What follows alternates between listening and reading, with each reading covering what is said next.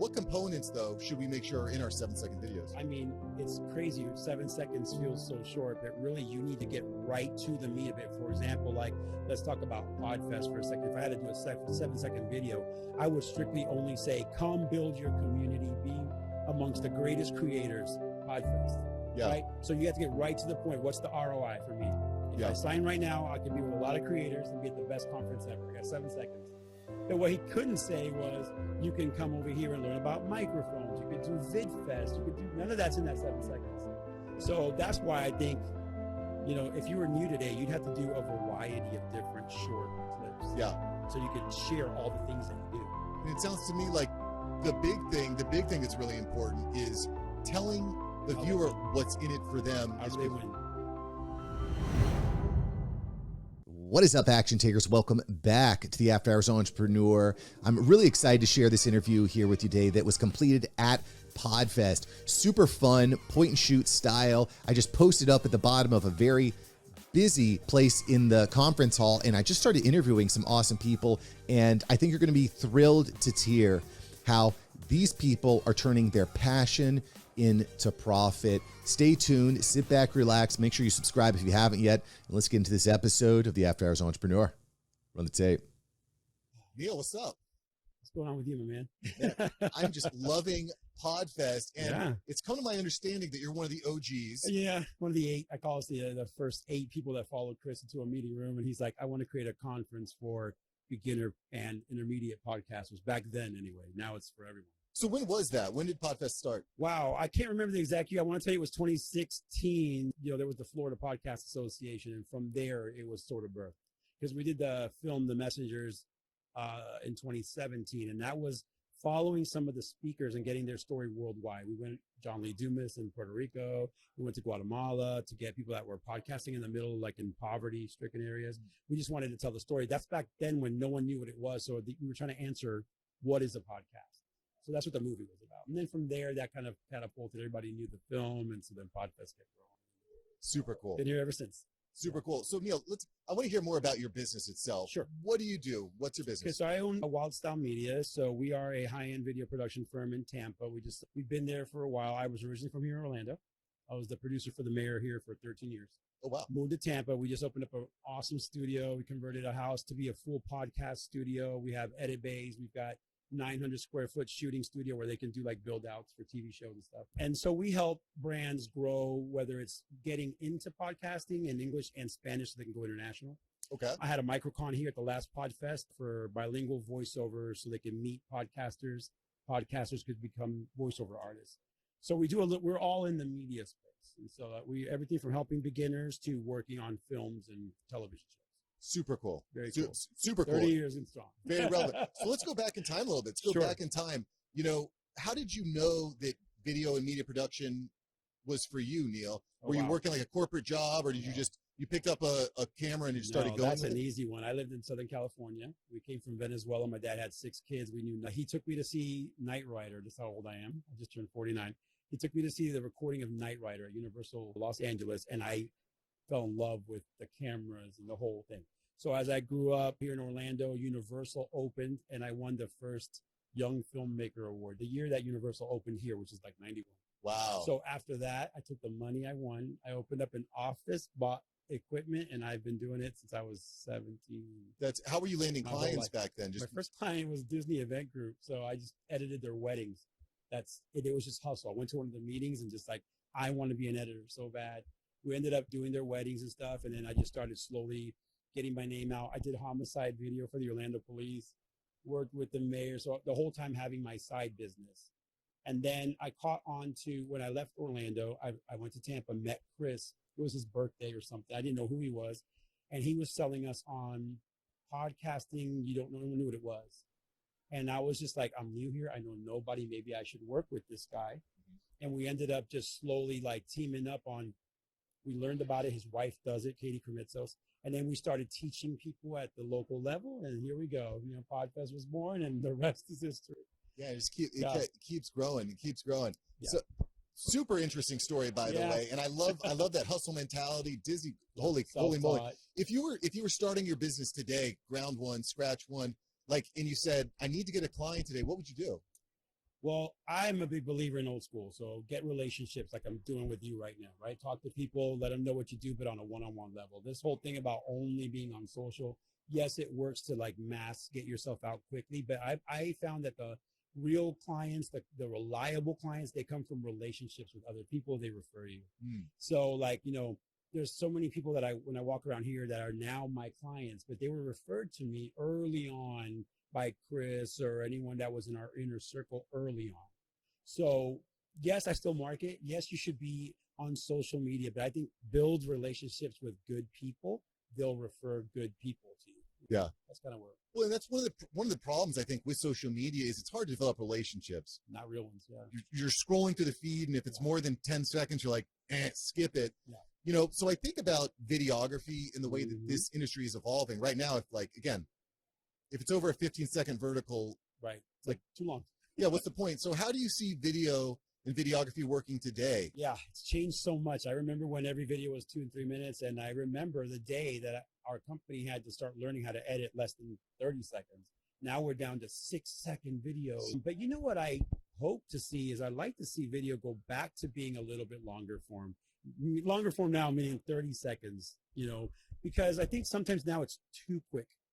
And we've trained ourselves to have too short of an attention span to where now you're not able to sell what the things you do best. You have to do the one thing in 6 seconds. So you're not sharing all the other amazing things you could offer them.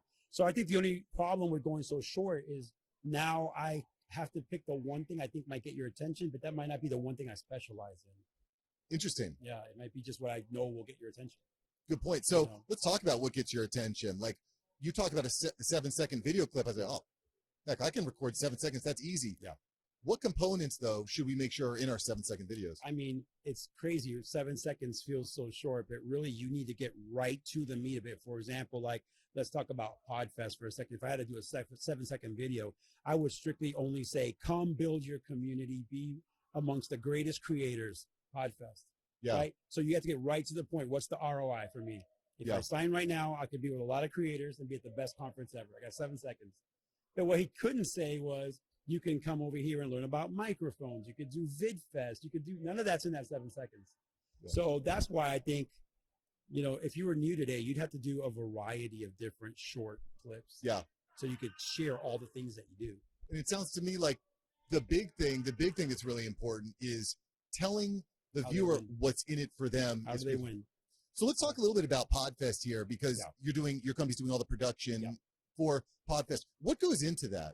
A lot, man. One thing about PodFest is it's so dynamic, right? So you have to get not only the engagement, everybody meeting each other, but it's a very family-based conference, unlike a lot of the corporate ones. So like it's different to shoot a corporate sort of business style conference.